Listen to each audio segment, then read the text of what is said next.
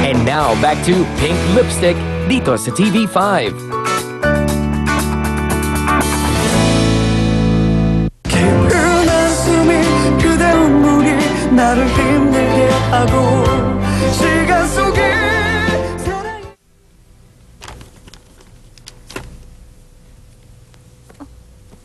Ang kapal naman ang mukha ng kaibigan ko matapos kong regaluhan ng mamahalin yung anak niya. Ito lang ang regalo niya sa anak ko? Ay, nako. Di bali na nga, makakabawi rin ako sa mga kuripot na yun balang araw. Manda sila sa akin. Paano po kayo makakabawi tapos na ang kasalan? Magkakaroon pa naman ng ibang kasiyahan. Halimbawa, pag nagkaanak na sila, bibinyagan yon tapos magbe-birthday, di ba? Malaking pera pa yun, no? Dahil doon, lalo tayong yayaman. Alam niyo ma, nakakatakot na yan. Bakit naman? Mukha kasi kayong pera eh. Matapos kayo magmakaawa para maikasal si kuya doon, huhututal niyo lang pala yung pamilya nila. Ang sama niyo ma. Manahimik ka nga dyan. Wag mo akong pakialaman sa plano ko. Kahit mahirap tayo, hindi ko hahayaang maliitin ang pamilya natin. Ipamumukha ko sa kanila na mali ang ginawa nila, kaya kailangan bayaran nila tayo. Pinaluhod pa nila sa harap nila si Aldwin, ha? Ay, nako. Ay, teka, baka makalimutan natin yung singsing na yun, ha?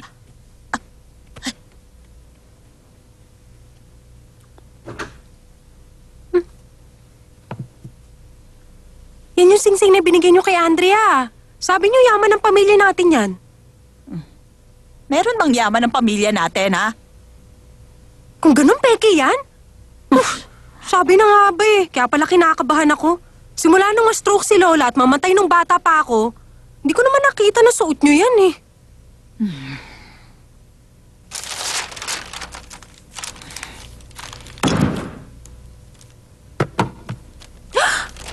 Bakit niyo dinurog yan? Wala nang dahilan para itago pa ito. Itapon mo na yan sa basuran. Sabi niyo Jade to. Anong Jade? Inaasar mo talaga ako, no? Bakit? Sa tingin mo ba, saan ako kukuha ng malaking pera pambili ng isang mamahaling singsing, ha? Nabili ko lang yan ng $3 dun sa palengke malapit dito. Alam mo, nangihinayang pa nga ako sa perang pinambili ko niyan eh. Kung alam ko lang nasisirain eh, sana yung mas mura ang binili ko. Ba't pinapatapon niyo na? Paano ko ba gusto niyo humanga sa atin yung pamilya nila? Meron akong ibang plano, tumahimik ka dyan. Huwag kang madaldal kay Andrea. Biyanan niya na ako kaya susunod yun sa akin. Maghintay ka lang. Ipapakita ko sa kanila ngayon na hawak ko na sila sa leeg. Naku, sama niyo. Sigurado ako mahihirapan si Andrea kapag dito na siya tumira sa atin. Kakatakot. Nagpatingin siya sa gynecologist? Oo. Yun nga ang gusto kong malaman kung bakit nagpunta siya sa gynecologist. Kayo naisip kong tanungin dahil kayo nanay niya. Baka sakaling alam niyo ang dahilan. Sa edad niyang yun, nagpunta siya sa OB-GYN. Hindi pa ba obvious? Ano obvious? Teka lang mukha ako? Ano ibig mo sabihin? Malay mo, nagpatingin lang siya. Ha? Kahit sino pwede magpa-check up. Yun ang uso ngayon, no? Kahit sinong dalaga pwede magpunta doon kung gusto nila. Ang tubi ng utak mo, ha? Ay, naku, nainis na. Oo na, sige na. Mali na yung naisip ko. Sandali. Nasa ngayon si Marivic?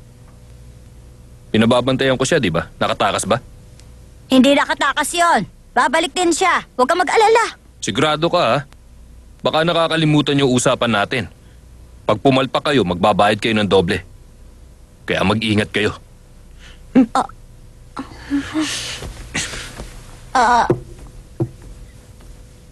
Babay na. Huwag ka na babalik dito, ha? Teka muna. Paano yan? Paano kung puntahan ni Marivic si Aldwin? Eh di tayong yari. Buti pa sundan na natin. Ano? Sinabi sa'yo ni Marivic na aalis siya pero babalikan pa niya yung ibang gamit niya dito? Yan na nga ba sinasabi ko? Naku! Ay, Naku, Romel, bati mo na ba si Mrs. Yu? Siya nga pala ang stepdad ni Marivic. ganun ba? Magandang araw, ma'am. Mm. Ako si Romelcho. Ngayon nyo lang siguro ako nakita. Nice meeting you, ma'am. Nice meeting you din. Halika, maupo tayo. Salamat. Hello? Oh, Mr. Kim. Si Mr. Yu? Teka, tatawagin ko.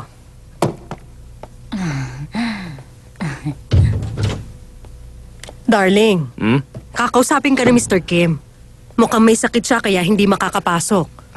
Ganun ba? Teka, o nga pala, nandyan ang mama ni Marivic. Kasama yung stepdad niya.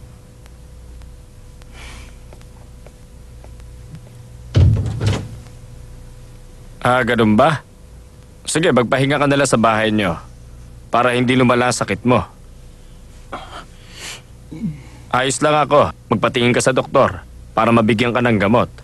Bye. Maupo muna kayo. Kumusta na? Pasensya na, hindi na ako nakadalaw. Magandang araw po, sir. Ako nga pala si Romelcho. Maupo kayo. Dito na kayo maghapunan. Nandito na rin lang kayo. Ano sabi ni Mr. Kim? Masakit ang likod niya kaya hindi makakapasok. Sino kaya magdadrive sa akin mula bukas?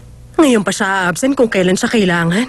May papadala pa naman sana akong blanket sa bahay nila Aldwin. Sino kaya ngayon ang uutusan natin? Sabihin mo, ako na lang. Sabihin mo.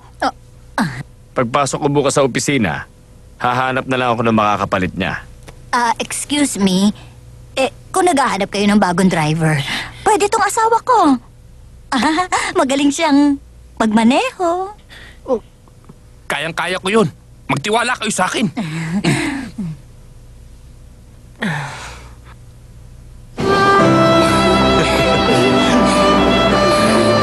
Ganda rito, no? Sige, ipicture na kita. Doon tayo.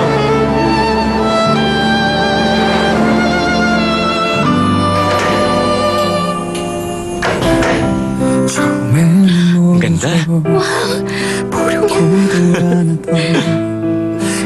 들려고 하나도 사랑 끝을 달고 넘길 필요 없는 책처럼 열어보지 않죠. 처음에는 모르죠. 믿으려고 하나도 믿을 수가 Pupunta ako sa Jeju Island. Magkita tayo dyan. Diyan tayo mag-usap. 다시 난 한다고 말하고서 Wow! Ang sweet mo naman. May surprise ka pa sa akin, ha? Oo. Wow, Alvin, ang bait-bait mo. Salamat, ha. Lalo mong pinasaya yung honeymoon natin. 시간 속에 I love you. Salamat, ha. 모두 흘러가고 깊은 상처를 움켜쥐고도 다시 사랑하려고 깊은 한숨이 그대 눈물이 나를 힘들게 하고 시간 속에 사랑 Don't go away. Magbabalik ang Pink Lipstick dito sa